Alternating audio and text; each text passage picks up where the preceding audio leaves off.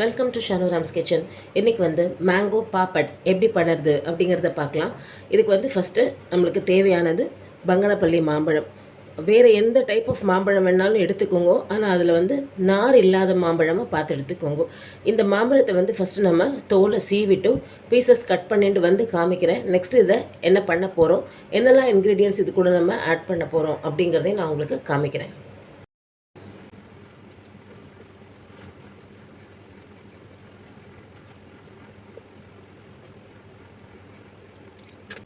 இதே மாதிரி அந்த மாம்பழத்தையும் கட் பண்ணிவிட்டு பீசஸ் போடும்போது காமிக்கிறேன். இப்போ நான் எடுத்து வச்சுருக்கிற இந்த 2 மாம்பழத்தையுமே நான் வந்து தோல் சீவி எடுத்து வச்சுட்டேன்.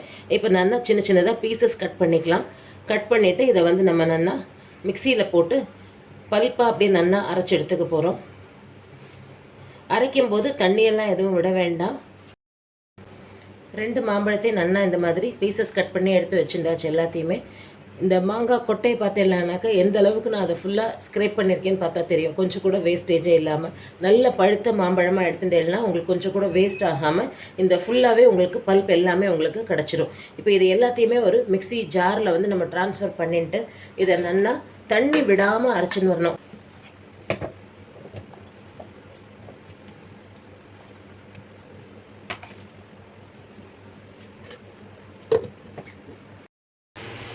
இந்த அளவுக்கு நல்ல ஸ்மூத்தான ஒரு பியூரேவாக இதை அரைச்சி எடுத்துன்னு வந்தாச்சு.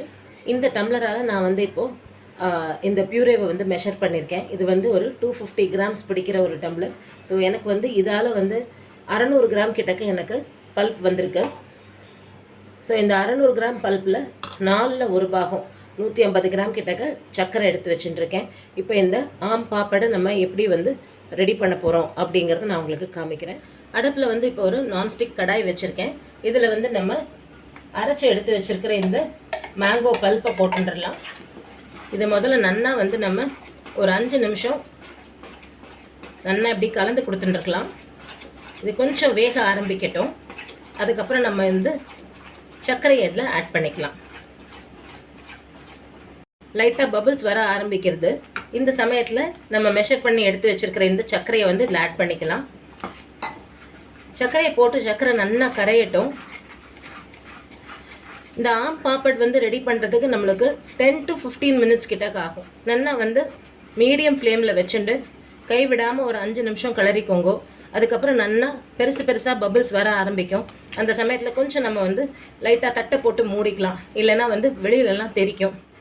நம்மளோட மாம்பழ பல்ப் வந்து சர்க்கரை போட்டு கொதிக்க ஆரம்பிச்சுடுது. அடுப்பு வந்து சிம்மில் வச்சுருக்கேன். நான் இங்கே என்ன பண்ணுறேன்னாக்கா ஒரு எலுமிச்சம்பழம் அதோட ஜூஸை வந்து நம்ம எடுத்துக்கலாம். இந்த லெமன் ஜூஸ் நம்ம வந்து இந்த ஆம் பாப்படில் ஆட் பண்ண போகிறோம். எதுக்காக அப்படின்னு பார்த்தேன்னா, சர்க்கரை போட்டு நம்ம வந்து இதை ஆற வச்சு அதுக்கப்புறமா நம்ம வந்து இதை ஒரு தட்டில் ஸ்ப்ரெட் பண்ணும்போது உங்களுக்கு அதோட சாஃப்ட்னஸ் நம்மளுக்கு மெயின்டைன் ஆகணும் அப்படின்னா நம்மளுக்கு வந்து லெமன் ஆட் பண்ணினா தான் கரெக்டாக இருக்கும். ஸோ இப்போ நம்ம எடுத்து வச்சுருக்கிற இந்த ஒரு லெமன் கட் பண்ணினதுலேருந்து வந்த ஜூஸை வந்து நம்ம ஒரு 2 to 3 மினிட்ஸ் கழித்து இந்த மாம்பழம் கொதிச்சுன்னு இருக்கு இல்லையா, அதில் வந்து விட போகிறேன். அதை விடுறதுக்கு முன்னாடி அது என்ன ஸ்டேஜில் இருக்குங்கிறத காமிச்சிட்டு நான் உங்களுக்கு இதை ஆட் பண்ணுறதையும் காமிக்கிறேன். பேரலாக நம்ம வந்து நெக்ஸ்ட் என்ன பண்ண போகிறோம் அப்படின்னு பார்த்தேன்னாக்கா 2 தட்டில் வந்து லேசாக நெய் தடவி எடுத்து வச்சுக்க போகிறோம்.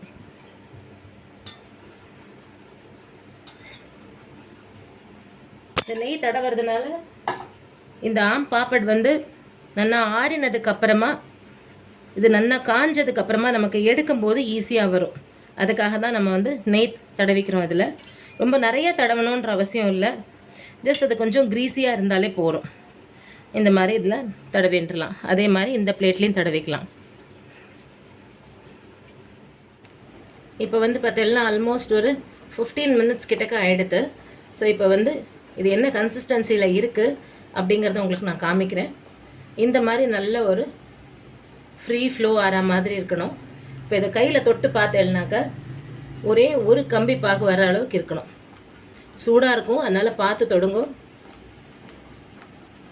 தெரியறதா? இந்த மாதிரி வரணும். ஸோ இந்த ஸ்டேஜ் வந்துடுது. இப்போ நம்ம வந்து என்ன பண்ணலாம், எடுத்து வச்சுருக்கிற எலுமிச்சம்பழ ஜூஸ் இதில் விட்டுட்டு நல்லா கலந்து விட்டுடலாம். அது எலுமிச்சம்பழ ஜூஸை இதில் விட்டதுக்கப்புறமா இது ரொம்ப நேரம் கொதிக்கக்கூடாது. ரொம்ப நேரம் இது வந்து கொதிச்சதுனாக்கா ஒரு மாதிரி கசக்க ஆரம்பிச்சிடும். நம்ம என்ன பண்ணலாம், ஒரு பாதி போர்ஷனை வந்து இந்த சர்க்கரை போட்டதோடு சேர்த்து தட்டில் கொட்டிக்கலாம். இன்னொரு பாதியை வந்து கொஞ்சம் கட்டா மீட்டாவாக பண்ணலாம். அதுக்கு என்னெல்லாம் நான் எடுத்து வச்சுருக்கேன் அப்படிங்கிறதையும் நான் இப்போ உங்களுக்கு காமிக்கிறேன். இந்த நெய் தடவின தட்டில் வந்து நம்ம ரெடி பண்ணின இந்த பல்பை வந்து ஒரு பாதியை வந்து இதில் விட்டுக்கலாம்.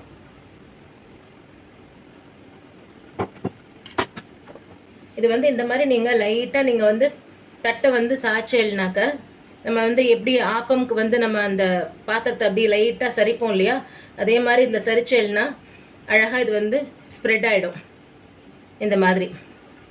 ஸோ இதுதான் வந்து கரெக்டான கன்சிஸ்டன்சியில் இருக்குது, நம்மளுக்கு கரெக்டாக குக் ஆகிருக்குன்றது. இப்போ அப்படியே இது எப்படி நீங்கள் நகர்த்தி விட்டேன்னா ஈவனாக ஸ்ப்ரெட் ஆகிடும். இப்போ பேலன்ஸ் இருக்கிற இந்த மிக்சரில் வந்து நான் என்னெல்லாம் ஆட் பண்ண போகிறேன் அப்படின்னு பார்த்தேன்னாக்கா, ஜீரா பவுடர் ஒரு 1/2 டீஸ்பூன், ஒரு 1/4 டீஸ்பூன் கிட்டக்க வந்து ரெட் சில்லி பவுடர், இது வந்து சாட் மசாலா, இது வந்து பிளாக் சால்ட், இது எல்லாமே நம்ம இதில் ஆட் பண்ணிக்கலாம். இது வந்து ரொம்பவே நல்லா உப்பு காரம் அந்த ஜீரகப்பொடியோட அந்த வாசனை சாட் மசாலோட வாசனை எல்லாமே சேர்ந்து கட்டா மீட்டாவாக ரொம்பவே நல்லா இருக்கும். ஆல்ரெடி நம்ம வந்து இதில் சர்க்கரையும் போட்டிருக்கோம், லெமன் ஜூஸ் வேறு விட்டுருக்கோம் இதில். ஸோ இது எல்லாமே சேர்ந்து ரொம்பவே நல்லாயிருக்கும். ஒன்று வந்து ஃபுல்லாகவே நம்ம ஸ்வீட்டாக ரெடி பண்ணுறோம், இன்னொன்று வந்து நம்ம இந்த மாதிரி சட்பட்டாவாக ரெடி பண்ணுறோம். ஸோ இதையும் வந்து நம்ம நெய் தடவி வச்சுருக்கிற பிளேட்டில் வந்து அழகாக ஈவனாக ஸ்ப்ரெட் பண்ணிட்டுலாம். ஸ்ப்ரெட் பண்ணிவிட்டு நான் உங்களுக்கு காமிக்கிறேன் இதை. ஸோ இப்போ நம்ம வந்து வெறும் சர்க்கரை மட்டும் போட்ட ஒரு ஆம் பாப்பட் ரெடி பண்ணி வச்சுருக்கோம். இதில் வந்து கட்டா மீட்டாவாக நம்ம ரெடி பண்ணி வச்சுருக்கோம். இது வந்து ஒரு 2 days கிட்டக்க ஃபேன் காற்றுலையே வீட்டுக்குள்ளேயே நல்லா காயட்டும். இல்லைனா நீங்கள் வந்து நல்ல ஒரு இளம் வெயிலில் வந்து வெளியில் வைக்க முடியும்னா வச்சுக்கோங்க. ஆனால் மேலே வந்து ஒரு மெல்லிசான ஒரு துணியை போட்டு மூடிட்டு வச்சுக்கோங்க.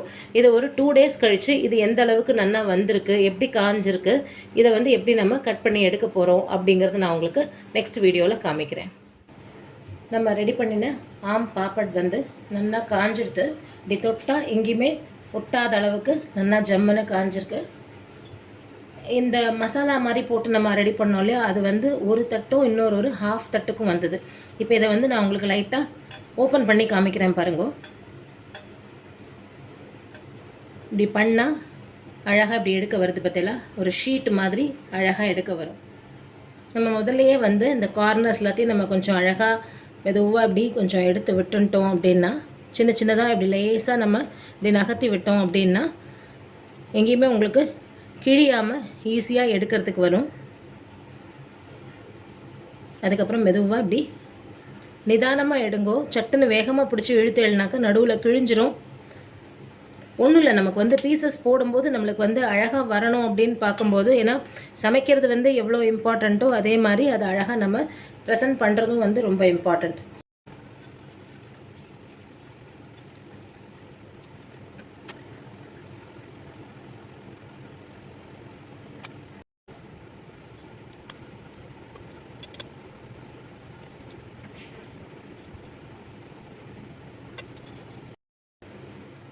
இப்போ நம்ம அழகாக பீசஸ் போட்டது எல்லாத்தையும் உங்களுக்கு நான் எடுத்து காமிக்கிறேன் எந்த அளவுக்கு வந்திருக்கு அப்படிங்கிறத.